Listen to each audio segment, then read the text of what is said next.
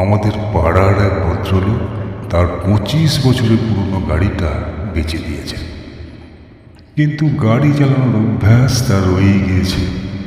তাই বাগানে ঘুরে ঘুরে কাল্পনিক স্টিয়ারিং ঘোরান আর মুখে ভ্রুম ভ্রুম আওয়াজ করেন।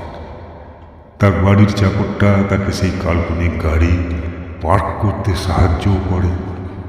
একটু টাইম বাঁয় দেখবেন, দেওয়ালে লেগে যাবে। আমরা দেখি আর হাসি।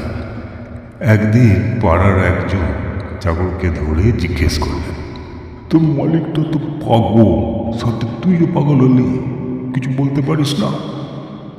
চাকর দুহাত জোর করে বলল, দোহাই বাবু, এটি করবেন না। আমায় ওই গাড়িটি ধোয়া মোছার জন্য 1000 টাকা দেননি। এরপরেও যদি কিছু বলি তো পৃথিবীর সব থেকে বড় পাগল আমি।